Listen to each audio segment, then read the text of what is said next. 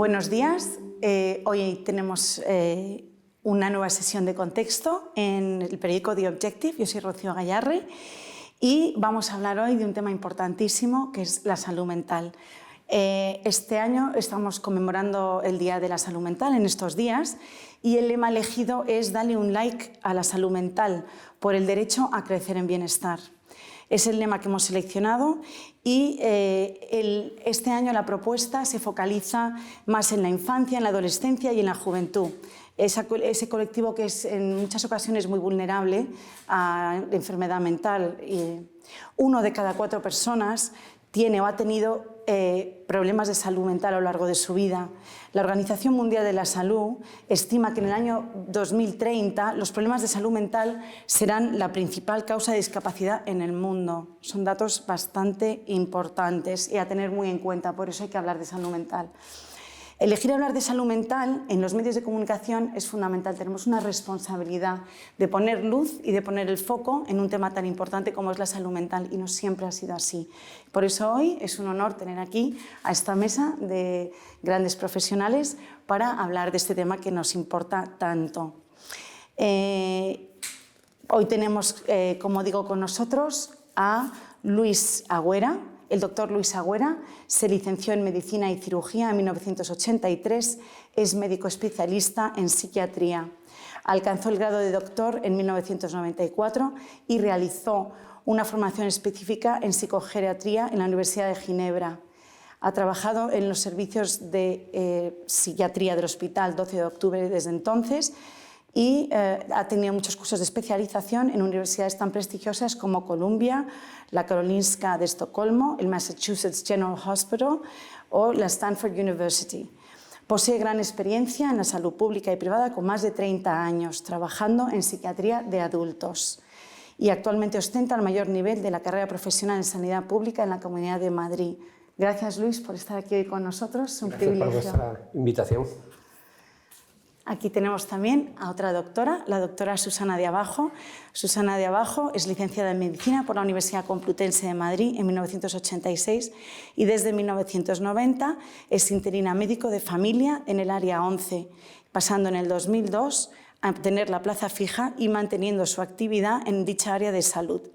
Desde el año 2011 se trasladó al Centro de Salud de Aravaca, donde continúa en la actualidad. Su interés por la salud mental ha sido una constante durante todo su ejercicio y lo reconoce como una habilidad en su práctica clínica. Más de 30 años, Susana, atendiendo pacientes. Gracias por estar aquí hoy. Gracias, Rocío, por la invitación. Santiago, gracias por estar aquí. Santiago Pérez Hernández es director de la Unidad de Psicología de HLA Montpellier. Es licenciado en Psicología por la UNED y máster en Investigación en Psicología en la especialidad de Procesamiento Emocional. Su trabajo de fin de máster se centró en los procesos de regulación emocional en pacientes diagnosticados de TEPT derivados de abuso sexual en la infancia y su tesis doctoral en la que trabaja actualmente se centra en el procesamiento emocional. Es psicólogo jurídico y forense, perito forense en el Colegio de Psicólogos de Aragón y combina su labor como director de la Unidad de Psicología de la Clínica Montpellier de Zaragoza con labor de psicólogo en el Hospital Universitario Moncloa, conferenciante y divulgador. Santiago, un privilegio tenerte aquí hoy con nosotros también. Muchas gracias, Rocío. Y finalmente tenemos con nosotros a Inés Martín Rodrigo. Inés Martín Rodrigo nació en Madrid en 1983, es escritora y periodista. Su novela Las formas del querer ha sido galardonada recientemente con el Premio Nadal 2022. Durante 14 años ha trabajado en el área de cultura del periódico ABC y en la actualidad forma parte del equipo del suplemento literario Abril, del Grupo Prensa Ibérica y colaboradora de El Ojo Crítico, programa cultural de Radio Nacional. Es autora de ficción biográfica, como Azules son las horas. La antología de entrevistas de la escritora incluye Una habitación compartida y el cuento infantil Giselle, basado en el ballet del mismo nombre. Ha prologado obras de autores como David Foster Wallace, Virginia Woolf o Carmen Laforet. Y en el 2019 fue seleccionada por la Agencia Española de Cooperación Internacional y Desarrollo en el programa 10 de 30, que cada año reconoce a los mejores escritores españoles menores de 40 años. Inés, una suerte tenerte aquí hoy con nosotros. Un placer, Rocío. Buenas tardes. Gracias. Buenas tardes. Muy bien, pues ya conocemos a la mesa que está ahí con nosotros Tenemos que dar también muchísimas gracias a SISA, que es la entidad que está patrocinando esta mesa redonda y que lo hace posible. Muchas gracias por el apoyo. Queremos empezar hablando con Luis. Explícanos el origen biopsicosocial de la enfermedad mental. Bueno, hablamos de enfermedad y cuando hablamos de enfermedad pues es siempre hablar de una complejidad, ¿no? Pero un poquito para poder centrar la cuestión podemos decir que todas las personas pues nacemos con una vulnerabilidad genética, no solo hacia la enfermedad mental, sino hacia cualquiera de las enfermedades, ¿no? Hay unas personas que tienen pues más tendencia, pues yo qué sé, a tener diabetes, a tener hipertensión o hacia los trastornos mentales. Eso venimos así de fábrica, es una cuestión genética y esa vulnerabilidad pues se pone en relación fundamentalmente con dos aspectos importantes. Uno de ellos, las cosas que nos han pasado en la vida, es decir, que una persona con mucha vulnerabilidad necesitará pocos desencadenantes para hacer síntomas de tipo psíquico, ¿no? Una persona que viene con una vulnerabilidad mayor, pues puede tener cierta mayor resistencia a los acontecimientos vitales. Y en todo esto es bastante importante también lo que nos ha ocurrido en la infancia, es decir, si tuvimos una infancia en la que nuestros padres se cuidaron de nosotros, recibimos pues, la educación y el cariño y los cuidados, pues eso va a tener un efecto protector. Y sobre todo lo contrario es lo que tiene un impacto. Cuando hay un maltrato en la infancia, sea físico, sea psíquico o el peor de ellos, que es el sexual, pues eso coloca a la persona en un punto de partida complicado después. Esas interacciones es lo que hace que, bueno, pues haya personas que pues, atraviesen toda su vida con las dificultades normales, pero sin iniciar una patología psíquica, y otras personas que en determinado momento de su vida o de forma crónica pues tienen una enfermedad mental. Muy bien, Luis, muchísimas gracias.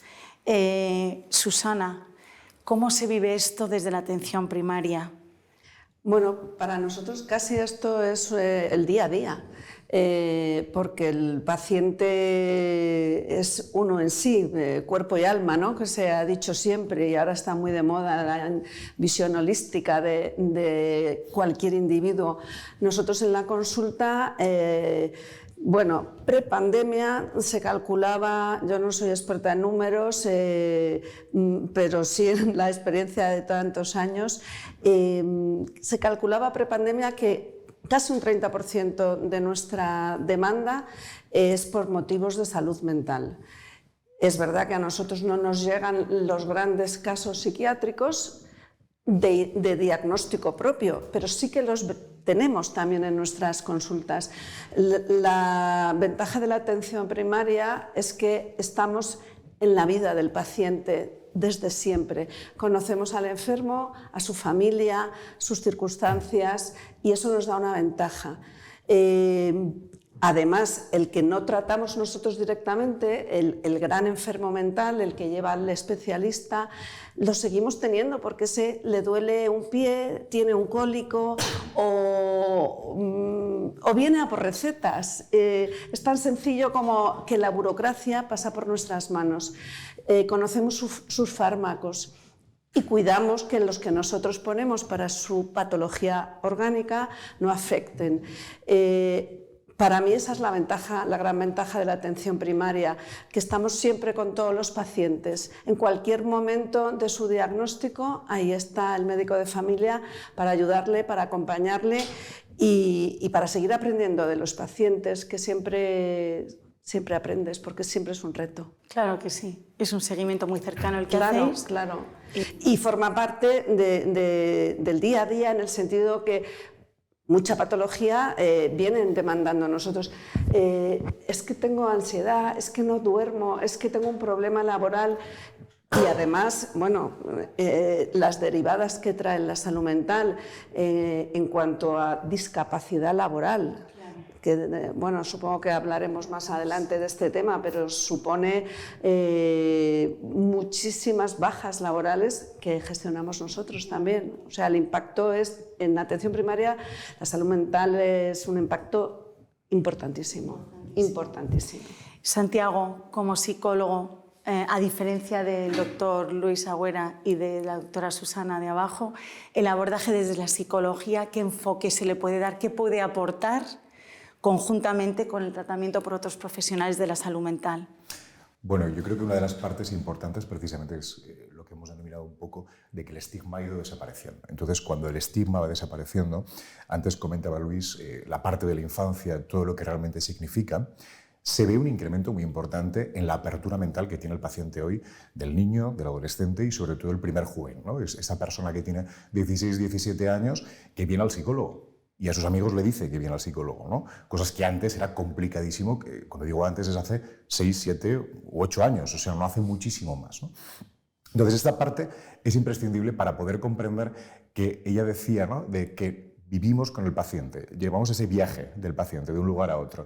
Nosotros, cuando tú coges un paciente con 7, 8, lo ves a los 14, lo ves luego a los 18, ves una evolución, una historia clínica muy importante, donde también trabajas con la familia, donde también trabajas sobre todo de una forma protectora, como decía él, ¿no? Te acabas convirtiendo en una figura que le ayuda a proteger todo lo que anteriormente le podía afectar y esa vulnerabilidad cambia. Porque está desarrollando una estructura de su psique mucho más potente, mucho más sólida. Entonces, si podemos convertirnos en ese psicólogo de familia, por decirlo de alguna manera, ¿no?, que puede coger al paciente de pequeñito e ir tratándolo, es imprescindible. Esto es algo básico. El pediatra tiene que ir cualquier niño, ¿no? Pero nadie valora la salud mental de un niño. Es decir, tiene psicopedagogos en los colegios, en institutos, etc. Pero primero, la atención que tienen no corresponde con lo que necesita el niño y segundo, a veces no son profesionales que están capacitados para poder tener todo esto. Hay otras circunstancias a lo mejor vitales, muy en la línea de lo que estás diciendo, donde la intervención de un psicólogo puede ser un apoyo fundamental para que no caiga en una patología quizá más grave, por ejemplo, un proceso de melancolía o de duelo, que no es propiamente una depresión, ni mucho menos, pero donde quizás sí que hay herramientas que puedan ayudar a esa persona a superarlo de una manera más exitosamente y con más fortaleza y más habilidad, ¿no? Claro. El trauma se va generando. Entonces, si tú ayudas a procesar ese trauma desde que va siendo pequeñito, las heridas han sido mucho menores. Esto es algo básico. Es decir, el paciente va creciendo de una manera mucho más sana. Entonces, creo que esto sí que es esperanzador y creo que precisamente hoy que hablábamos de la pandemia es algo muy importante porque a nivel conciencia el paciente viene de una manera determinada ya, mucho más preparado. Y sobre todo, insisto, la parte del adolescente, del niño, que es muy vulnerable para muchísimas cosas. Inés, a ti te quiero preguntar un testimonio un poco personal. Eres periodista, eres escritora, pero ante todo eres persona y tú en tu muy joven adolescencia, tu primera adolescencia, fuiste paciente de salud mental, ¿no?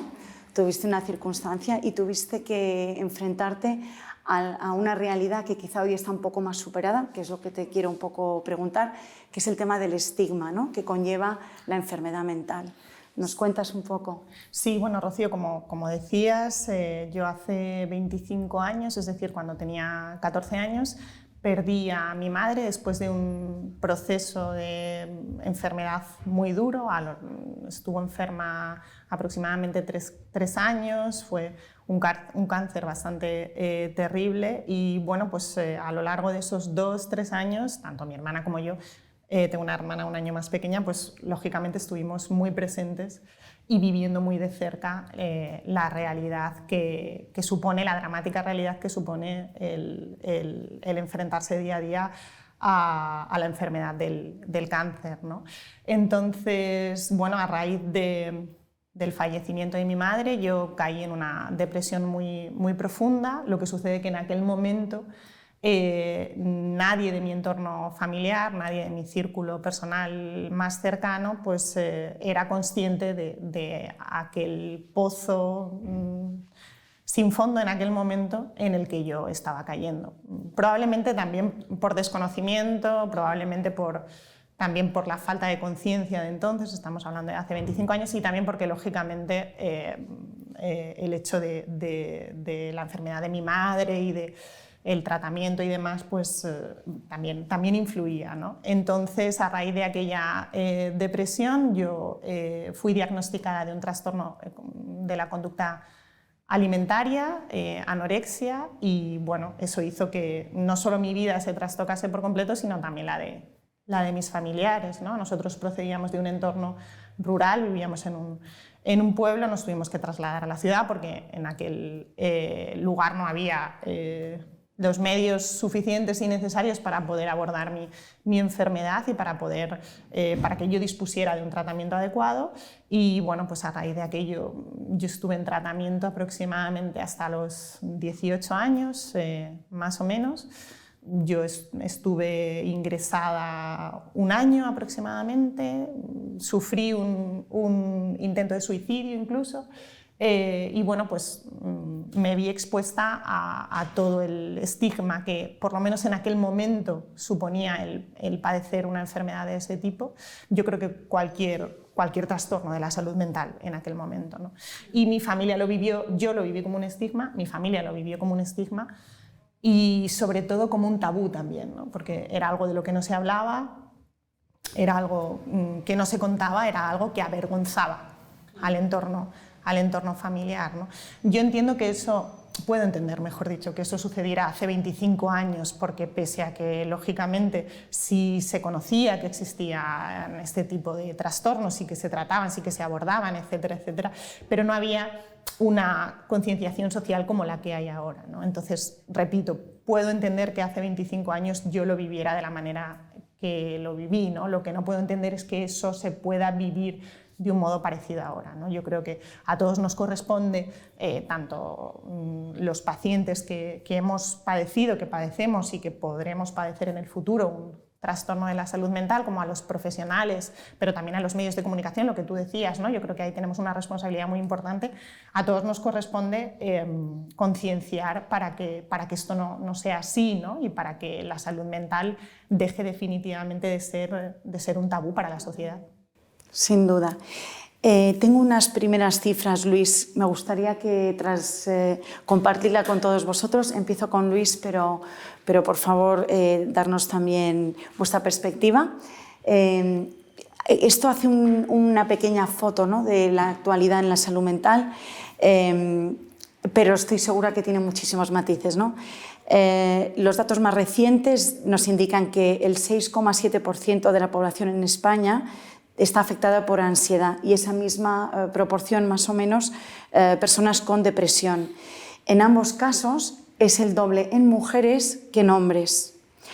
Y entre un 3% de la población adulta tiene un trastorno mental grave. Y en España esto supondría una cifra de 1 millón de personas, Luis. La mitad de los jóvenes españoles, entre 15 y 29 años, considera que ha tenido o tiene algún problema de salud mental. Por lo menos hablamos un poco de esa conciencia, ¿no? Esto también es verdad que ha cambiado muchísimo, ¿no? O que acudían al psicólogo de una manera mucho más natural y más libre, ¿no? Más de la mitad de las personas con trastorno mental que necesitan un tratamiento no lo reciben y un porcentaje significativo no recibe el adecuado. 8 de cada 10 personas con problemas de salud mental no tienen empleo. También de eso me gustaría hablar contigo, Inés. Y finalmente, la idea de que los problemas o las enfermedades físicas nos alejan de los sitios físicos, nos alejan de los lugares. Sin embargo, los problemas de salud mental nos alejan de las personas. Y eso yo creo que es una frase bastante certera y es un poco triste, pero realmente es muy acertada, ¿no? Luis, las cifras. Bueno, volvemos a esta cuestión que está apareciendo todo el tiempo, que es el tema del estigma. El estigma ha llevado primero a no contar el número de casos y cuando se han contado, es decir, cuando se han hecho estudios, pues a no darle la relevancia que tiene. Las cifras frías pueden resultar abrumadoras y tampoco son de tanta ayuda, pero sí que es cierto pues, que hay enfermedades que tienen buena fama, pues no sé, la diabetes o la hipertensión o tal, con lo cual no pasa nada y se hablan, tenemos que combatirlas, y otras que bueno, pues se han ido metiendo debajo de la alfombra porque el manejo de esas enfermedades probablemente pues la detección es difícil y el manejo no es sencillo, por lo tanto, por parte de todos los profesionales, ¿no? a todos los niveles, pero esa es la realidad. Los propios médicos de familia pues han tenido que abrir los ojos a la realidad, ¿no? Muchos de sus pacientes lo que tienen justamente son problemas de salud mental o tienen una hipertensión y además un problema de salud mental. Por lo tanto, bueno, las cifras son esas. Es cierto que, claro, hay gradaciones. En medicina hay hipertensión y hay cáncer. Pues, en la salud mental pues hay trastornos más leves, menos trascendentes para la vida de las personas, pero también hay trastornos muy graves, ¿no? Y son muy frecuentes, ¿no? 1 de cada 100 personas en el mundo tiene una esquizofrenia. Eso es muchísimo, Luis, 1 ¿no? de cada 100, recordemos, pues no sé, en el colegio, ¿no? Pues en nuestra clase, nuestro curso de 100 personas, pues uno de esos niños hoy día tiene una esquizofrenia, ¿no? Y 1 de cada 100, distinto a ese, tiene un trastorno bipolar, ¿no? Que es la otra gran enfermedad grave, es decir, que son graves. También hay que decir que la detección ha mejorado de una forma extraordinaria y las herramientas que tenemos desde muchas perspectivas y de muchos puntos de vista, farmacológico, psicoterapéutico, psicosocial, son ahora mucho mejores que las que teníamos hace 20 años, ¿no? Con lo cual, bueno, las cifras son esas, pero tenemos herramientas para abordarlas. Antes, un diagnóstico de cáncer de mama hace 20 años era una muerte segura, ahora ya no lo es, ¿no? Bueno, pues ahora un diagnóstico, cuando hablamos de las enfermedades mentales graves, pues una esquizofrenia, un trastorno bipolar, o de una enfermedad más o menos importante o no tanto en una persona mayor, en un anciano, pues hoy tenemos herramientas para abordarlo. Por lo tanto, bueno, esa es la realidad de las cifras, pero en paralelo también hay que transmitir la idea de que hay muchas cosas que se pueden hacer y que se están haciendo, ¿no? Claro, sin duda, o sea, que nos das un tinte más optimista, ¿no? Sin Sí. duda. Hoy día tenemos muchísimo más conocimiento de lo que son las enfermedades mentales y muchísimo más conocimiento de cómo hay que manejarlas, ¿no? Yo creo que el problema en ese sentido es cómo combates el estigma, ¿no? Porque el estigma tiene mucho que ver con cada uno de nosotros, ¿no? Es decir, con cómo cada persona vive su propio trastorno y su propia enfermedad, ¿no? Entonces, al final, algo que es personal trasciende a la esfera social, ¿no? Estigma siempre ha habido. La tuberculosis en su día era una enfermedad totalmente estigmatizada. El propio cáncer, ¿no? El SIDA. El SIDA, Lo sigue por siendo. ejemplo, ¿no? Y lo sigue siendo, ¿no? ¿Cuántos diagnósticos tardíos de cáncer de mama ha habido porque la señora le daba mucha vergüenza ir al médico y se ha llegado a un diagnóstico tal? O sea, que no es solamente una cuestión de la enfermedad mental. Sí que es verdad que quizás ha afectado más. Pero bueno, tú como médico de familia de esto sabes más que nadie. No, bueno, esto como todo, ¿no? Pero sí que es verdad que el dato de los adolescentes es muy llamativo, ¿eh? Y creo que ahora es especialmente alto, ¿eh? Por otra parte, creo que tenemos un infradiagnóstico de la enfermedad mental. Bien porque no acceden a los centros sanitarios, porque muchas veces el esquizofrénico se diagnostica en la urgencia por un brote psicótico o lo que sea, ¿no? Entonces, tenemos por un lado un infradiagnóstico y por otro lado un sobrediagnóstico, entre comillas. Me refiero a una sobremedicalización de situaciones vitales normales. Es decir, el dato de los adolescentes, a mí me llegan los pacientes cuando cumplen 14 años.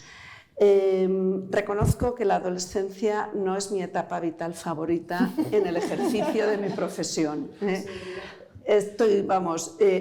Pero muchos vienen, dame una medicina y dame un volante para el psicólogo porque es que me ha dejado mi novia.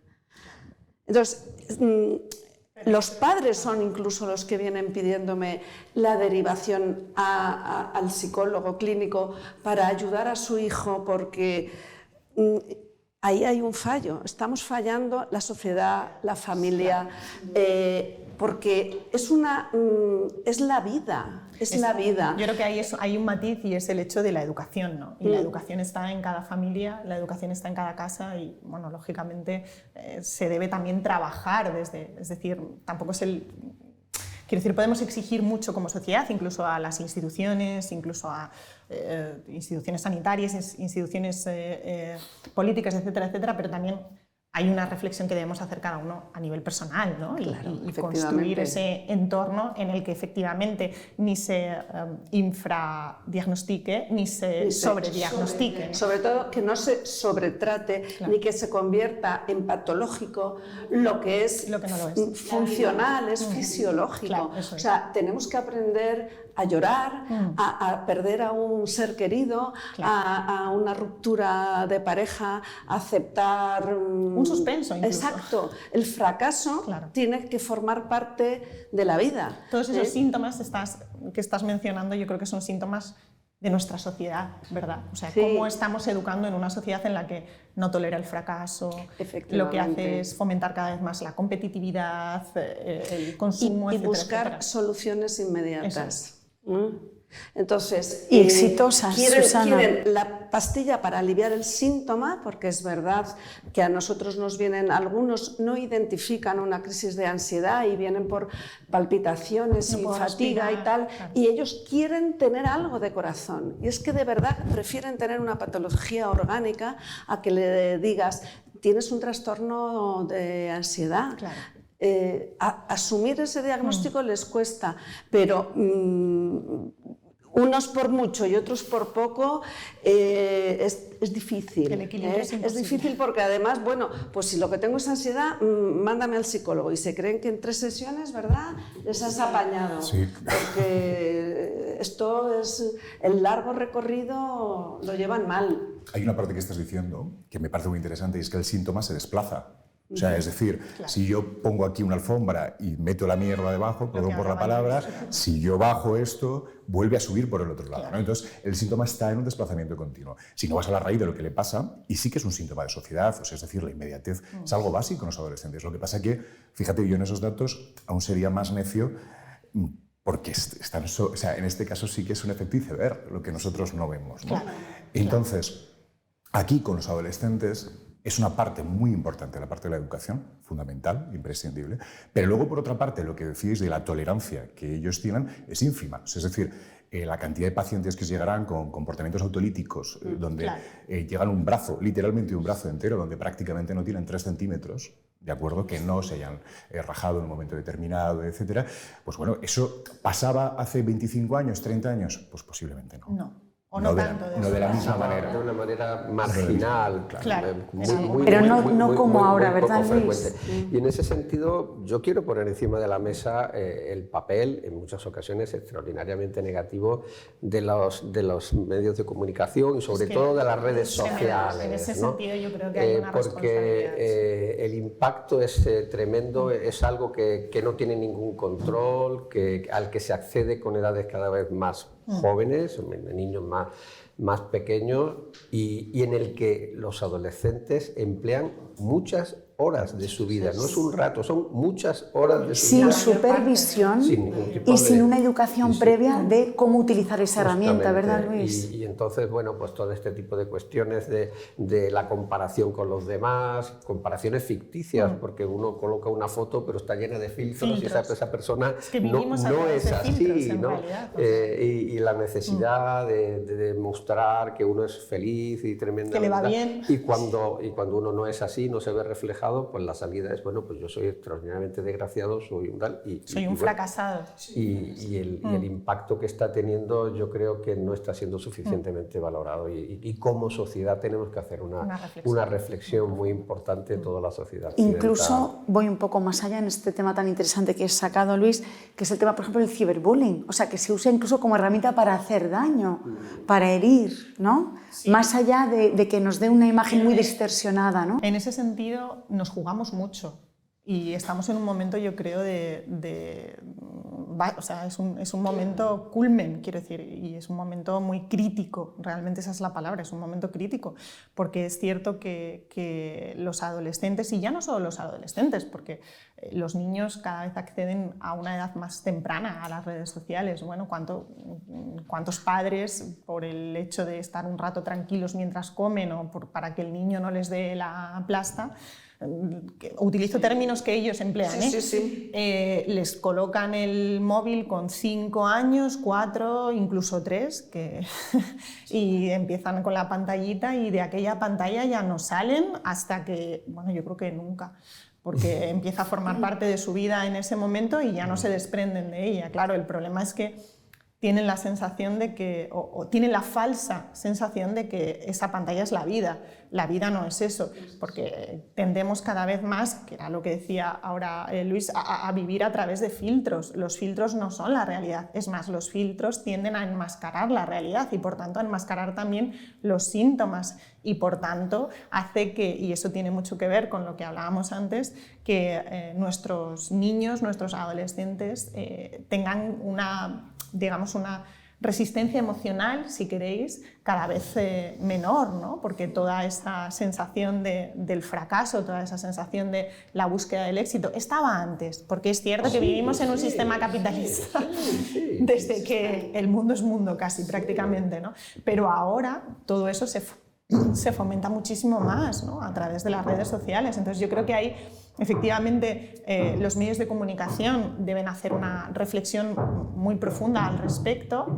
Tenemos una responsabilidad quienes disponemos de un micrófono, de una tribuna más o menos pública a la hora de concienciar, ¿no? Yo hay veces que veo tweets o que veo comentarios en Instagram o en cualquier otra red social de personas que tienen una relevancia pública, ya sea porque son o fueron astros del deporte o porque son cantantes o que para los jóvenes, los adolescentes, son muy importantes desde el punto de vista también anímico y como referencias que a mí me dan verdadero miedo, ¿no? Porque no creo que sean responsables. Entonces, yo creo que debemos implicarnos todos como sociedad.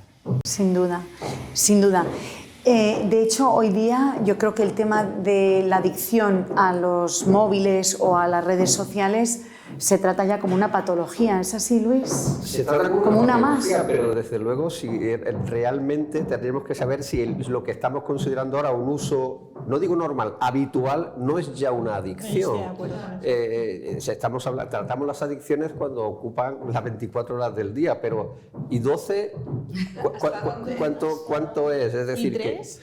Y claro. 3, ¿no? En vez de estar en la vida, ¿no? Claro, están en otras historias, ¿no? Por lo tanto, bueno, yo creo que eso es un tema, tú lo has dicho, crucial. Tenemos que despertar a esta cuestión, porque si no el daño va a ser extraordinario en la gente que ahora es joven, pero que va a ser adulta. De alguna manera, tantos años como psiquiatra, 30 años, si notas un cambio en ese sentido en las patologías, o sea, se ha modificado por ese factor, digamos, social, ¿no? De la enfermedad. Las patologías graves no, pero la forma de expresión de las patologías no tan importantes, desde luego que sí. Bueno, todos somos hijos de nuestra época, ¿no? Y la expresión de la patología pues se hace de manera diferente en los momentos en los que estamos viviendo, ¿no? Y bueno, eso yo creo que también es un tema importante, ¿no? Hay una parte, perdona por lo que estás comentando, que me parece muy interesante. No es una patología de nueva concepción, ni muchísimo menos, pero el trastorno disociativo, que es un trastorno basado en que el adolescente o el adulto, de forma coloquial, se desconecta de la realidad, vamos a decirlo así, ¿no? O sea, vive una realidad paralela, que incluso puede generar hasta una amnesia en un momento determinado, no recordar durante todo ese tiempo, sí que se ha incrementado muchísimo en los adolescentes y en los jóvenes. O sea, es decir, el hecho de estar viviendo en una pantalla, el hecho de estar viviendo en una realidad paralela, precisamente esa falta de contacto que nosotros tenemos con lo que es la realidad se está incrementando en los adolescentes y eso se ve cada día en la consulta. O sea, es decir, tú hace 5 o 6 años no veías tantas... El otro día una paciente de no muchos años, vamos a decirlo así, no recordaba las 3 semanas anteriores, literalmente, no sabía qué ha hecho, dónde estaba, y la chica había estado yendo a clase, había llevado una vida normal, pero estaba completamente en el mundo paralelo donde ella estaba viviendo, no en la realidad. Y esta parte, insisto, el trastorno disociativo no lo vamos a inventar ahora, pero es que se ha incrementado muchísimo. Al hilo de eso, fíjate, el otro día una compañera pediatra en el centro de salud nos comentaba en un café que había venido una madre pidiéndole consejo y ayuda para desenganchar a su bebé de 2 años de la tablet. 2 años. O sea, la madre ya era no era una revisión del niño sano, no era mi hijo tiene fiebre. El motivo de consulta era tengo que desenganchar a mi hijo de la tablet. De 2 años. Eso sí que es patología de nueva creación. No, total. Eso es preocupante. Gravísimo. Ella además estaba fatal porque era la responsable de la enfermedad de su hijo. Entonces, esto es... Y no hemos empezado con el metaverso, porque lo del metaverso ya sí que va a ser disociativo, trisociativo, porque yo no sé... Es otra dimensión. Sí, o sea, a mí se me escapa realmente, pero la gente joven está deseando entrar en el metaverso y vivir, tener su avatar, su otro yo y su... o sea, el análisis que estamos aquí poniendo encima de la mesa es crítico, es preocupante, pero el problema es que lo estamos viendo venir y no sabemos qué hacer, porque realmente yo no sé qué hacer, ni como madre, ni como profesional, estamos perjudicados. Sí, porque además cuando pones este problema sobre la mesa o incluso cuando hablas de él, también corres el riesgo de que te acusen de no estar en favor de la tecnología, de la modernidad. Retrógrada. Esto es, ¿no? Entonces, claro, hemos llegado a un momento, yo creo que vivimos un momento social muy conflictivo.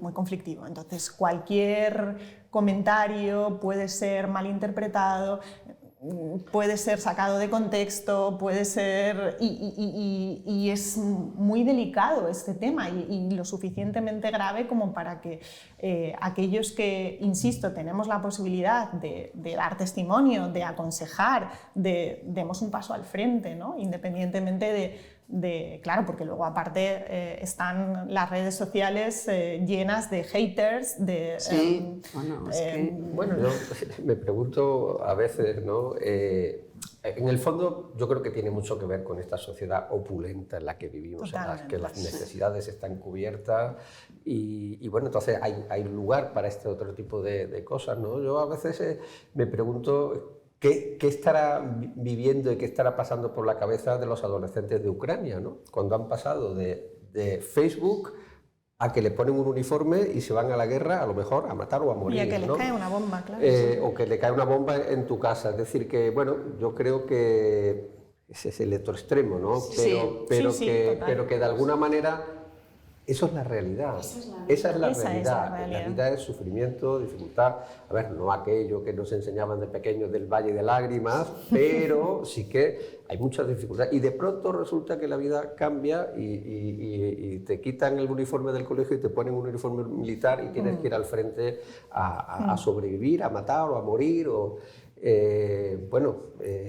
Creo que deberíamos de hacer un poquito también esa reflexión porque es algo que tenemos en paralelo en este momento en nuestro entorno occidental, muy cerca y pasando en tiempo real, ¿no? Y yo creo que eso también habría que mostrarlo, ¿no? A nuestros adolescentes, ¿no? Como no tiene tanta importancia, ¿no? Si como me he puesto el pelo o no para salir en esta foto, comparado con que me puede caer una bomba en mi casa y se acabó, ¿no? O han matado a mi madre, ¿no? O a mi padre.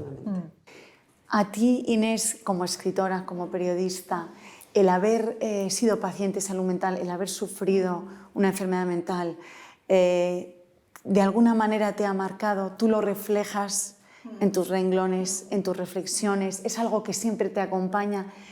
Inés Martín Rodrigo no se entendería sin esa enfermedad? Bueno, no sé si marcado, pero desde luego forma parte de mi vida, lógicamente, ¿no? Y forma parte no solo ya de mi historial médico, sino también de mi historial personal, ¿no? Y yo he sobrevivido para poder contarlo, yo siempre lo digo, ¿no? Entonces, afortunadamente ya no lo vivo como un estigma, afortunadamente ya no lo vivo como un tabú, sino que le he dado la vuelta, ¿no? Y lo considero una herramienta para poder ayudar a gente, ¿no? Es curioso porque la novela Las formas del querer no trata sobre la anorexia, no trata sobre la depresión, no trata sobre el suicidio. Son temas que están presentes en la novela. Están presentes en la novela y yo siempre lo digo de la misma manera que está presente la muerte, porque forman parte de la vida. Otra cosa es que a nosotros no nos hayan educado para entender que esos temas forman parte de nuestra vida hasta el punto de marcarla y de vertebrarla también, yo creo, ¿no? Entonces, lo que decía, es curioso cómo estos temas no definen o no constituyen el argumento de la novela, que al final se trata de la historia de una familia a lo largo de tres décadas de la historia reciente de nuestro país, pero hay una gran parte de lectores que tras leer la novela se han quedado con esas partes de la novela, ¿no? En concreto, la parte de la anorexia ocupa únicamente 2 capítulos. Sí, son pero 2 capítulos. Ha sido muy comentado. Claro, son 2 capítulos del final de la novela en los que la protagonista, Noray, cuenta su experiencia en primera persona como paciente de esa enfermedad, ¿no? Cómo ella lo vivió, cómo ella lo sufrió, etcétera, etcétera, ¿no? Y es curioso cómo muchísimos lectores, a través de redes sociales, es cierto, pero también en las muchas presentaciones de la novela por toda España, se han acercado a mí y me han dado las gracias por haber escrito eso, ¿no? Hay muchísimos padres que se han acercado a mí y me han dicho gracias porque ahora entiendo un poco más a mi Noray, ¿no? O sea, entiendo qué le pasa, es difícil entender qué le pasa a un paciente que padece un trastorno de la conducta alimenticia, igual que cualquier otro tipo de trastorno mental, ¿no? Yo creo que la empatía ni siquiera es suficiente, nunca te puedes llegar a poner en el lugar de ese paciente, ¿no? Y me han dado las gracias, ¿no? Me han dado las gracias por haberlo escrito. Eso tiene una doble lectura para mí, ¿no?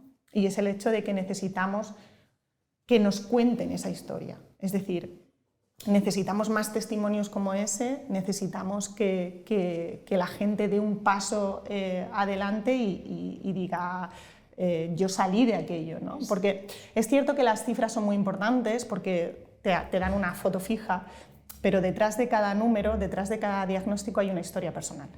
Hay una historia personal que, en mi opinión, merece ser contada porque merece ser conocida, ¿no? Porque una de las cosas básicas de los trastornos mentales es que debemos humanizarlos, ¿no? Es una persona que lo está sufriendo, la que lo padece, ¿no? Entonces, yo siempre digo lo mismo, que a mí me dicen que qué valiente el haber sido capaz. A mí me sorprende, pero valentía de qué, por haber reflejado en una novela que es ficción, algo que yo sí viví en primera persona, pero que a mí eso no me parece valentía. Es más, a veces lo cuento y es un poco egoísta por mi parte, porque yo necesitaba escribir esa novela. Es decir, para intentar... Para cerrar el círculo. Claro, mejor, eso es, ¿no? ¿no? Es cierto que fue necesario que pasara el tiempo suficiente para que yo pudiera escribirla, pero yo lo hice por mí. O sea, yo he escrito la novela que yo necesitaba contarme a mí misma, ¿no? Y también lo hice porque durante todos esos años, y eso es muy curioso, yo no encontré un testimonio de ficción, hablo de ficción únicamente, no hablo de ensayo, ni hablo de no ficción, etc. No encontré un solo testimonio de ficción, es decir, una novela en la que yo pudiera reconocerme. Entonces eso también es otra reflexión, como en todos aquellos, voy a utilizar la palabra producto, que no me gusta, ¿no? Pero en todos aquellos productos de ficción, cómo son reflejados también los trastornos de la salud mental, ¿no? De una manera, en mi opinión, ellos lo sabrán mejor que yo, que son los especialistas, no se reflejan de la manera adecuada, ¿no? Porque o bien se idealizan o bien se dramatizan en exceso. Es decir, como siempre estamos en los dos polos, ¿no? O en el blanco o en el negro, ¿no? Cuando hay muchos grises entre medias que también deben ser reflejados. Sin duda. El tema, Luis, de nuestros mayores, eres especialista también en salud mental entre nuestros mayores. Hemos hablado mucho de los adolescentes, vamos a seguir haciéndolo porque es importante la prevención, el futuro, etcétera, ¿no? Pero nuestros mayores, España es un país envejecido, eso es una realidad y más que lo va a ser, ¿no? Las cifras apuntan a que más que lo van a ser. Muchos años trabajando con nuestros mayores, ¿qué les duele en la salud mental, ¿no? ¿Qué les rompe? ¿A qué retos se tienen que enfrentar, ¿no? Escuchémosles también, ¿no? Bueno, yo creo que aquí estamos justamente en la parte opuesta, ¿no? En el sentido de que las personas mayores en nuestro país, en los países de nuestro entorno, sí que han pasado por muchas dificultades cuando eran jóvenes, ¿no? Y han tenido que hacer frente a problemas reales, que a veces eran la propia supervivencia, ¿no? Lo cual pues, les ha hecho, bueno, pues, tener una resistencia mayor, ¿no? Una mayor adaptación a las dificultades. Se ha visto durante la pandemia, ¿no? Probablemente ha sido la capa de la población que mejor ha tolerado las restricciones porque ya las habían vivido en otras épocas de su vida. Eso no quiere decir que no hayan pagado un precio, porque lo han pagado, ¿no? Porque todo este tema del aislamiento, pues no poder salir, no poder caminar, no poder ver a sus amistades, no poder hacer las actividades que hacían, muchas de ellas necesarias, fisioterapia, estimulación cognitiva, ir a echar la partida con los amigos, ¿no? Ha supuesto que cuando han salido, lo han aguantado muy bien, pero cuando han salido con mayor deterioro que antes de la pandemia. Muchas personas se han recuperado y ahora están casi igual o igual, pero otras personas, pues no sé, las personas, por ejemplo, que tenían un inicio de deterioro cognitivo, que estaban iniciando síntomas de Alzheimer, pues ese bajón se ha acentuado.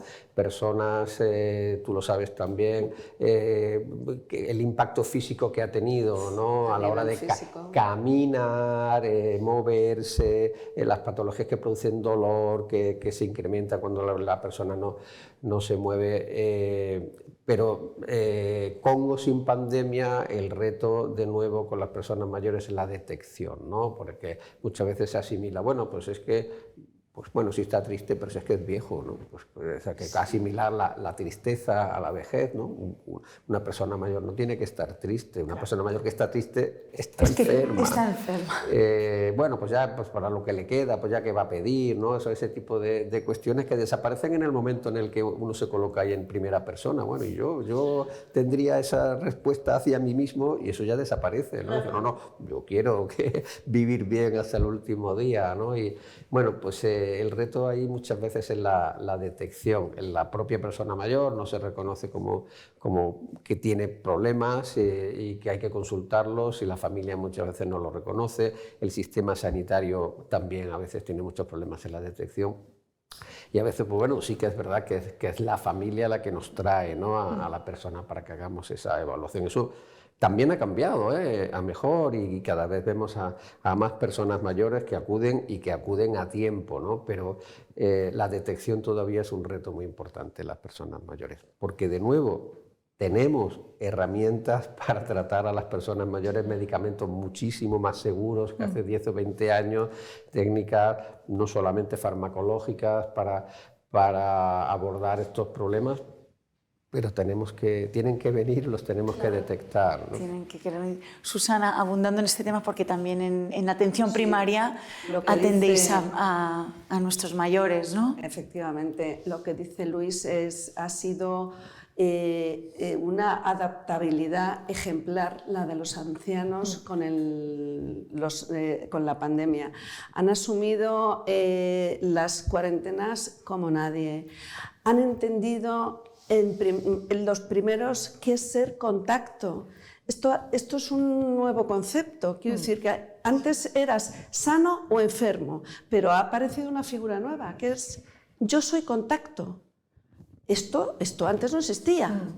Entonces, y yo soy contacto de contacto, te decían algunos. ¿Qué tengo que hacer? Entonces, todos los protocolos, palabra también que se ha introducido en el vocabulario diario, los han aceptado de maravilla. O sea, para mí ha sido un colectivo ejemplar. Es verdad que los niños también nos han dado una lección de ser unos sufridos, efectivamente, pero los mayores han sufrido en sus carnes el aislamiento.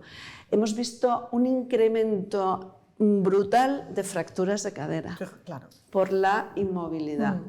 Hemos visto muchísimos herpes zóster este año. Y todo eso es consecuencia de lo que decíamos al principio, somos alma y cuerpo. Cuando no sufre una cosa, sufre otra, y viceversa. Cuando a mí me duele algo, estoy de mal humor. Pero es que cuando yo estoy deprimido, duermo mal, la piel se me pone seca, el pelo pierde brillo, todo tiene síntomas por dentro y por fuera. Y los ancianos ahora se están recuperando, han retomado su patología porque durante casi 2 años, bueno, no tanto, pero por lo menos 9-12 meses, ya no era un enfermo oncológico, ya no era un enfermo renal, ya no era era COVID. O tenías COVID o daba igual. Nosotros pasábamos consulta telefónica, que es otro canal nuevo que hemos tenido, y si el paciente no tenía clínica, casi como que, bueno, ya hablamos otro día si no te importa, porque teníamos una lista de miles de enfermos a los que atender telefónicamente.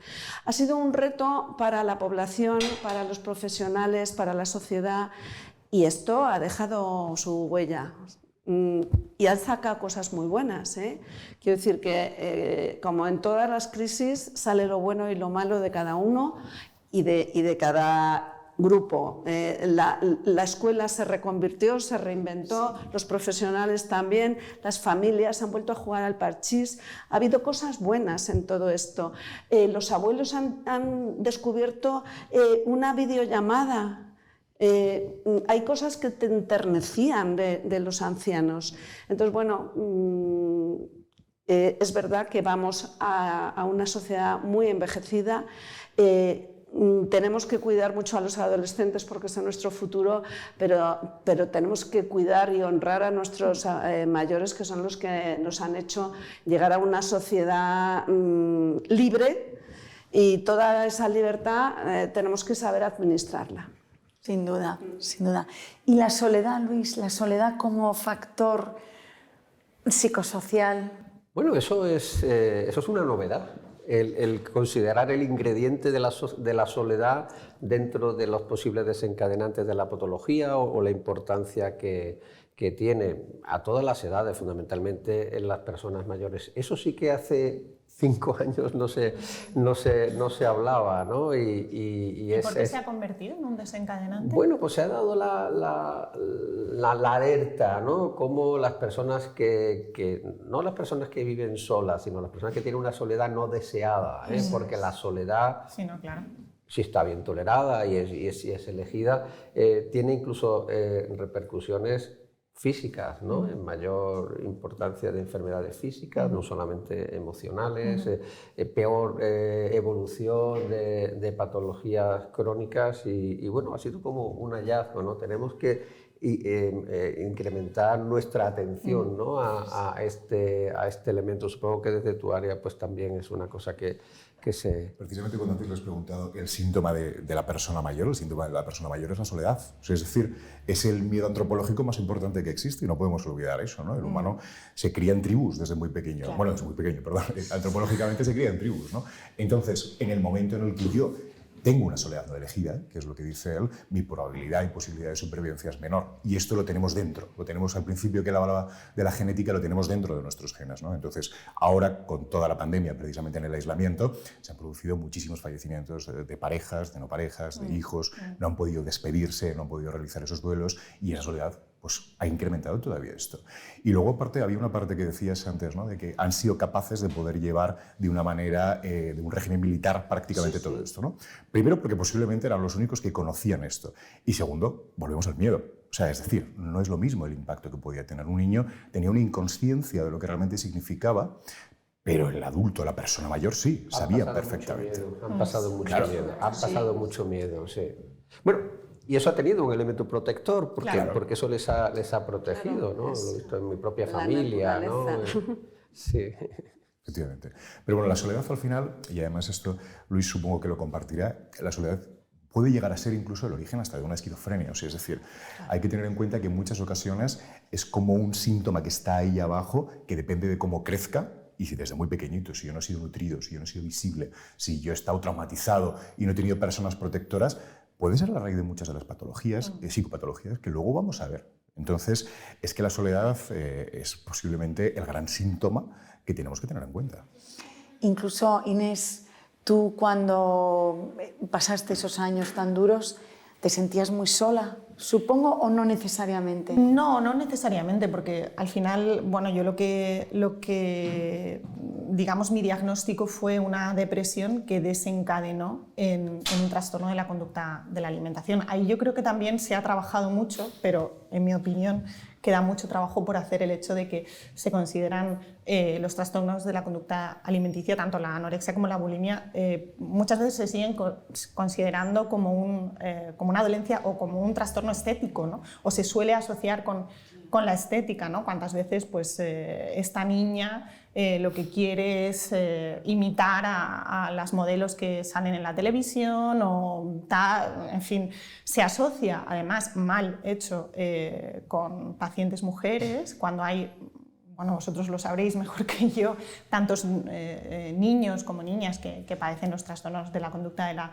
alimentación, y además el desencadenante fundamental de un trastorno de ese tipo es una depresión.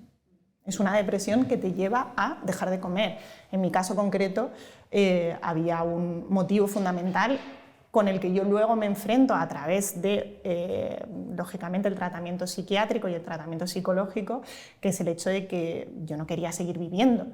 Todo eso tú lo asimilas con el paso de los años. En ese momento no. En ese momento lo único de lo que eres consciente es de que no quieres comer porque se te ha quitado el apetito, y luego todo eso desencadena toda una serie de comportamientos que tiene la enfermedad, que son muy difíciles de asimilar, no tan difíciles de detectar, porque yo creo que afortunadamente son trastornos que sí que son fáciles de detectar, pero en el caso yo creo que es necesaria una reflexión muy importante, y vuelvo a insistir en este sentido con la responsabilidad de los medios de comunicación. La responsabilidad de los medios de comunicación en ese sentido es brutal. O sea, hay que dejar de asociar la anorexia y la bulimia con algo estético. La anorexia y la bulimia tienen un origen fundamentalmente depresivo y son trastornos de la... Obsesivo, a lo mejor también, Luis. Y producen un sufrimiento extraordinario. Terrible. Pero a la paciente y a su familia, ¿no? Porque son muy difíciles Enferma toda la familia. Toda la familia, ¿no? Y otra cosa que se comenta poco es la cronicidad. O sea, hay bueno, pues, pacientes que enferman a los 12, 13, 14 años y con 65, 70 siguen enfermos. Yo recuerdo el caso concreto de cuando estuve presentando la novela en Coruña. Vino una chica de mi edad, tendría 40, 45 años, y me pidió que le firmara la novela y que se la dedicara a su madre. Y que se la dedicara a su madre porque tenía 70 años, 71 años, y seguía enferma de anorexia, hasta el punto de que no podía ni siquiera sujetar el libro, ¿no? Entonces, eso también es... Y luego, normalmente hay una presencia muy significativa de suicidios, o al menos de intentos de suicidio. Eso está muy, muy asociado con estos trastornos en concreto. Ya que has sacado el tema, a ti te quería preguntar, Luis, a todos en la mesa, el tema precisamente del suicidio, ¿no? Como una pandemia silenciosa. Al día se estima que 10 personas en España se suicidan al día, y los intentos son 20 veces más, ¿no? cómo se aborda el suicidio, incluso qué efectos tiene en los propios profesionales, en los psiquiatras y en los psicólogos como segundas víctimas, ¿no?, cuando esto ocurre. Bueno, es que las patologías mentales tienen mortalidad, ¿no? Uno dice, no, esto es de la mente, de esto no se muere uno. Sí, sí, sí. Sí, ya lo creo. Muchas patologías mentales tienen mortalidad, y esa mortalidad es el suicidio. Lo tiene la depresión, por supuesto, en primer lugar, lo tiene la esquizofrenia, lo tiene el trastorno bipolar, lo tiene la anorexia. Y bueno, pues los profesionales estamos siempre bueno, pues batallando, ¿no?, con ese riesgo, con esa posibilidad, igual que, pues no sé, una persona que trabaja, que es internista o que es cirujano o que trabaja en cuidados intensivos, tiene siempre presente que su paciente se puede morir. Nosotros también, ¿no?, que es esa otra parte que quizás es menos conocida. Hay un efecto muy importante de la edad. En la gente más joven el ratio, la razón entre intentos de suicidio y suicidios consumados pues es muy grande. A lo mejor pues se muere uno de cada 20 o de cada 30 intentos, ¿no? Eso va cambiando a lo largo de la vida, y en las personas mayores ese ratio puede ser uno de cada 2 o 3, exacto. Es decir y la segunda cosa que la población no sabe es que la edad en la que más muertes por suicidio hay no es la adolescencia y la gente joven, sino las personas mayores, claro, por encima de 60 o 70 años, ¿no? El perfil es varón, aquí, no mujer, varón, probablemente con consumo de alcohol, que vive solo, que ha tenido quizás una pérdida reciente, pues ha perdido a su mujer, y bueno, no hay esto que a veces se llama, que hay que tener mucho cuidado con eso también, de los suicidios o los intentos demostrativos, ¿no?, para llamar la atención. Llamar la atención. En las personas mayores, quien intenta suicidarse lo quiere conseguir, ¿no?, y además son métodos mucho más contundentes. Ahí tenemos también un reto muy importante de salud pública, ¿no?, en la detección.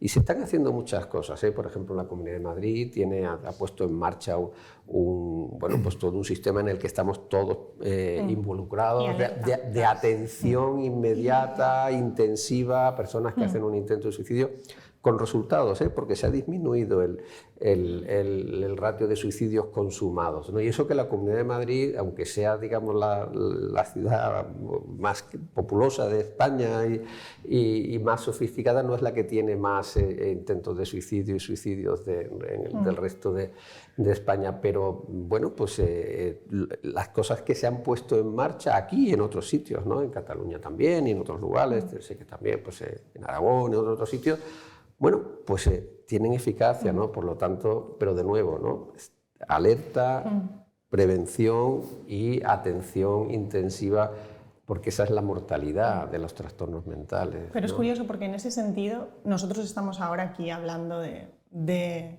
suicidio, y más que pandemia invisible, yo lo denominaría una pandemia silenciosa. Sí. Es decir, es algo de lo que no se habla. En los medios de comunicación no se habla del suicidio, es más, se tiende a no emplear esa palabra porque hay una falsa creencia, corregidme si me equivoco, de que cuanto más se habla de ello, más se incrementa el... Creo que... efecto contagio, ¿no? Eso fue un estudio que se hizo hace muchos años en Estados Unidos, que se basaba que cuando ellos publicaban, sobre todo a través de un libro, la cantidad de suicidios que había, se incrementaba la persona que se sentía identificada, ¿no?, con esto. Pero bueno, se estudió entonces y se paró. Claro. Con lo cual, no se ha ahora se está empezando a investigar mucho sobre esto, precisamente es Luis antes que lo comentaba. Hay una parte muy importante del suicidio que hablábamos antes, no hay más que hablar con un guardia civil.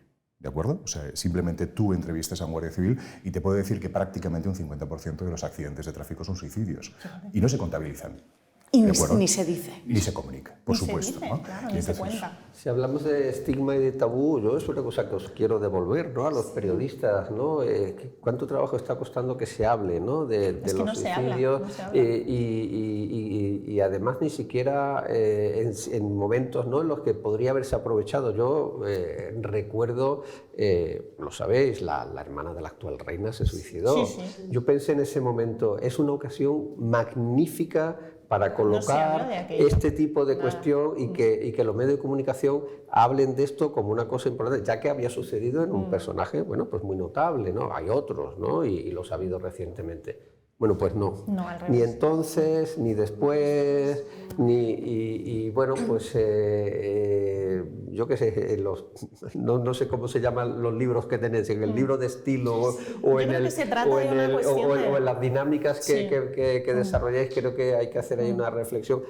Hay que tratarlo de una manera bien hecho, pero no tratarlo de nuevo, como tú decías, es poner el problema debajo de la alfombra, ¿no? Bueno, un ejemplo muy reciente, aparte del que tú acabas de mencionar, es el de la actriz Verónica Forqué, ¿no? Yo también en ese momento vi el decir, bueno, por fin haremos las cosas bien. Pues no hicimos las cosas bien y se recurrió al morbo, incluso me atrevería a sospechar que es que no ha quedado más remedio que decir que se han suicidado, porque era muy evidente. No se podía ocultar. Efectivamente, porque realmente el suicidio es la causa de muerte menos pública. Me refiero a que incluso la familia de un suicida no cuenta Pero de que ha muerto su hijo. Eso también depende, porque yo recuerdo una conversación reciente con Rosa Montero, que ha publicado justo este año un libro muy interesante en el que vincula o habla, mejor dicho, de la locura y la creatividad, ¿no? También en aras de luchar contra el estigma asociado a la salud mental, etcétera, etcétera, ¿no? Y hablaba con Rosa y me comentaba que las asociaciones de familiares de suicidas lo que piden es que por favor se hable de ello, que por favor se visibilicen los casos en los medios de comunicación, que no se silencie, porque les va, nunca mejor dicho, la vida en ello. Efectivamente, pero es que cuando tú estás hablando con un paciente que no te gusta cómo está evolucionando, nosotros proactivamente les preguntamos sobre si ha tenido ideas suicidas, claro, y eso lo hacemos como algo habitual en nuestra entrevista clínica. Pero eso, si lo sacas del contexto clínico, la gente dice, pero qué barbaridad, ¿cómo se te va a ocurrir preguntar por eso? A ver si tú le vas a dar una idea. Ahí la gente desconoce que hay que verbalizarlo. Efectivamente, lo que tú dices, hay que trabajarlo con muchísimo cuidado y con cierta profesionalidad, porque se te puede ir de las manos. Y es verdad que lo de los intentos de llamar la atención, es que a lo mejor me ha salido mal, pero el que reintenta lo consigue. Yo he tenido suicidas y es tremendo, sí. Antes, cuando hablabas precisamente de la culpa, ¿no? Cuando hablabas del trastorno alimenticio y prácticamente se te estigma a ti por ser una enferma. Sí. ¿De eso eras consciente? Totalmente. Bueno, pues ahora nos vamos al caso del suicidio. Se multiplica por 3. Claro, no, por Entonces, supuesto. si no cambiamos esto como concepto societal, el informarlo, simplemente el informarlo, lo que vamos a buscar cuando alguien se suicida es, fíjate, pues es que esta persona se ha suicidado, calificándolo de débil, de pobre, de no tener capacidad o de egoísmo, del daño que se le va a hacer. Tampoco podemos olvidar el catolicismo, quiero decir, hay que tener en cuenta también ese estigma. Pero si no sé, claro, al final es un pecado mortal para un católico, con lo cual y el porcentaje de la sociedad católica también es alta. Entonces, pero eso tiene un efecto protector en muchas personas. Sí, efectivamente. En las personas mayores. Y eso lo ha tenido también. Pero esto hay que estructurarlo. O sea, es decir, si nosotros no lo estructuramos, si nosotros como sociedad no dejamos de culpar a la persona que tiene esas ideas suicidas, se puede hacer mucho daño. Entonces, ¿hay que alzar la voz? Hombre, por supuestísimo. O sea, quiero decir, por supuestísimo, a todos los niveles. De 15 a 29 años ya sabéis que prácticamente es la primera causa. Sí. Hablábamos antes de cifras. La primera causa de muertes, no por enfermedad en España, eran los accidentes de tráfico. La segunda, el suicidio. Se hicieron campañas muy eficaces para prevenir los accidentes de tráfico, y los accidentes de tráfico han disminuido. ¿Qué ocurre? Que la primera causa de muerte no natural, no por enfermedad, en este momento es el suicidio. Pocas personas en España lo saben. Bueno, pues si hemos hecho unas campañas muy exitosas para que la gente se ponga el cinturón, para que prevenir los accidentes de tráfico, y ahora esa ya no es la principal causa de muerte en España, bueno, ¿a qué esperamos para hacer lo mismo Pero no con la segunda que ahora es la primera? Es que no ves reportajes, es que no ves piezas en el telediario, es que no ves, quiero decir, al final los medios de comunicación tienen un gran poder comunicador no debe de vender, a nivel social para bien y para mal, ¿no? Y yo creo que en ese sentido también es muy importante, lo queramos o no,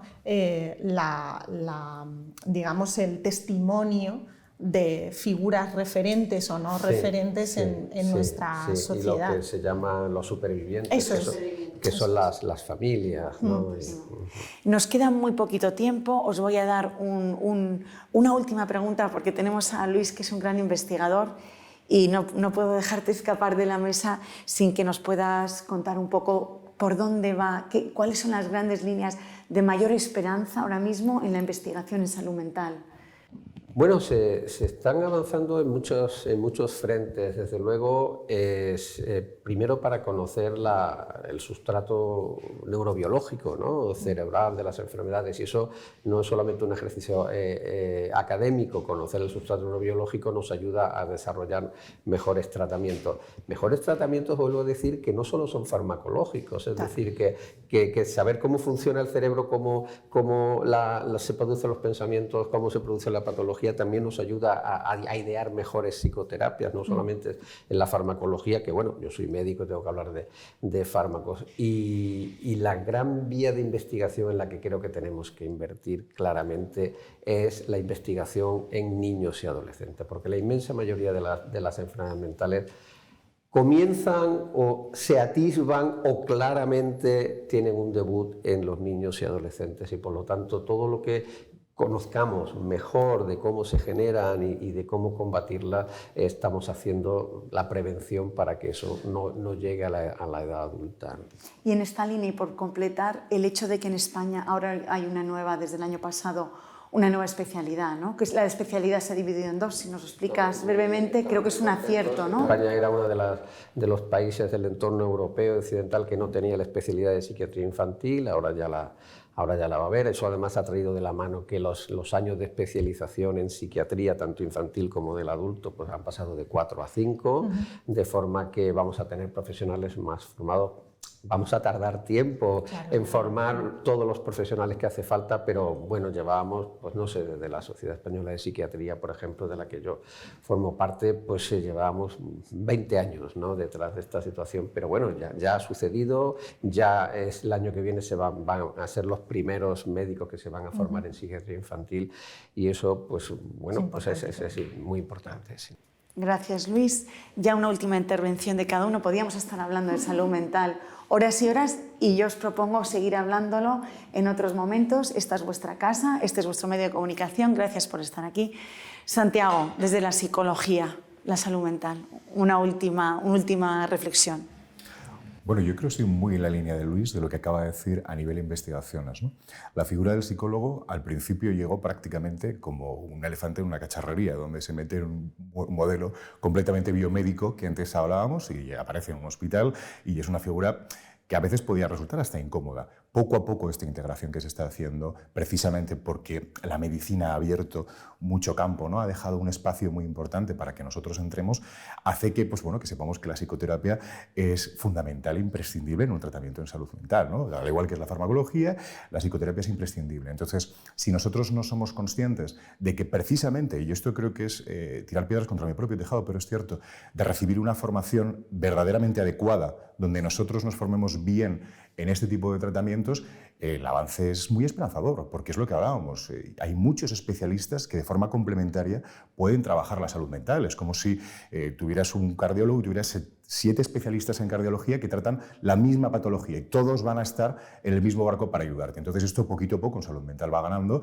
y el psicólogo ya se aleja un poquito de esa parte psicoanalista, de esa parte solo del diván, ¿no?, famosa de la consulta, sino que está integrado en otro tipo de elementos donde la detección, que es lo que hablábamos al principio, es clave, porque muchas veces, como en toda patología, ¿no?, cuando ya llega el paciente ya está enfermo. Entonces, y quiero la solución rápida, y si algo que no es rápido en la vida es la psicoterapia. O sea, Con lo cual, esto requiere de mucha concienciación de saber que el paciente tiene que venir a invertir un mínimo de 6 meses, un año o incluso en muchas ocasiones en tratamientos, por ejemplo, como los trastornos alimenticios, a veces pues es mucho más tiempo. Gracias, Santiago. Susana, desde la atención primaria, la salud mental. Yo quiero aprovechar este minuto para pedir a la Administración más profesionales. Ahora mismo, post pandemia, bueno, depende de cada hospital de referencia, pero en todos la especialidad que más lista de espera presenta es salud mental. Tenemos ya psicólogos clínicos a nivel de primaria, pero son absolutamente testimoniales, son profesionales imprescindibles, pero tenemos poquísimos. Así que desde mi óptica pido, compañeros, que nos ayuden, porque nosotros estamos llevando mucha patología de salud mental, mucha más de la que estamos realmente preparados. Hemos aprendido a manejar fármacos antidepresivos, hemos aprendido a mezclar antidepresivos, hemos aprendido mucho los médicos de familia respecto a esto, porque no nos ha quedado además otra. El paciente es un ser biopsicosocial, necesita nuestra atención, nuestra detección, porque somos los primeros a los que acude, y sobre todo que la patología leve, como en todas las áreas de la medicina, la llevamos nosotros. Cuando se nos escapa, o bien por técnicas diagnósticas, o porque se nos queda corto, que vemos que el paciente no va bien y nuestros fármacos, ahí recurrimos al segundo escalón, pero manejamos bastante bien los casos leves, y si no, que Luis me corrija. Es la puerta de entrada del sistema y es básico lo que hacéis con los pacientes, porque además vosotros los conocéis, estáis ahí, conocéis su contexto, y a su familia. Su familia, y os permite juzgar con mucho más conocimiento de causa qué casos tienen que ser vistos en el campo de la especialidad y qué casos se pueden tratar allí. Luis, la salud mental como psiquiatra, 30 años de ejercicio científico, investigador, la rosa y la espina de la salud mental, lo mejor, lo peor, o lo que te preocupa y lo que te alegra. Bueno, yo creo que no voy a decir nada nuevo, porque ha salido aquí, ¿no?, en este debate tan rico. La espina es todo ya el estigma, ¿no?, y la dificultad que hay para que con naturalidad pues, consideremos que una depresión es un problema de salud, igual que es una diabetes o igual que es el cáncer, ¿no?, porque hay enfermedades mentales que son mucho más graves que el cáncer. La rosa es justamente la investigación y la velocidad en la que en los últimos años se están incorporando novedades y técnicas y fármacos y métodos de diagnóstico también pues al ejercicio de la profesión, y en ese sentido pues, vamos a la par, ¿no?, que el resto de la medicina, y eso solo puede significar un mensaje de esperanza, ¿no?, para las personas que están sufriendo y tienen problemas, ¿no? Hay muchas cosas que se pueden hacer y que estamos ahí en ese barco todos, ¿no?, para hacerlas, ¿no? Gracias, Luis, por estar aquí. Inés, cierra para la mesa hoy con tu testimonio, con tu realidad, con tu supervivencia, y lo mismo, ¿no? ¿Cómo abordas la salud mental? Bueno, sobre todo dar las gracias, ¿no?, a Luis, a Susana, a Santiago por este debate que, además de rico, yo creo que por lo menos a mí me ha hecho crecer, y creo que eso es fundamental el diálogo, es fundamental que pongamos estos temas sobre la mesa del debate público. También daros las gracias a vosotros desde The Objective por fomentar este tipo de debate. Yo estoy convencida de que lo que no se nombra no existe, y de que debemos dejar de recurrir a los eufemismos para nombrar a las cosas, ¿no? Las cosas debemos llamarlas por su nombre, y ahí el esfuerzo que hacen los especialistas en salud mental, tanto los psiquiatras como los psicólogos, como los médicos de cabecera, es tremendo y requiere una complicidad también por parte de los medios de comunicación, de los escritores, de quienes tenemos en las palabras nuestra herramienta fundamental. Con lo cual, cuidemos esas palabras para poder seguir cuidándonos.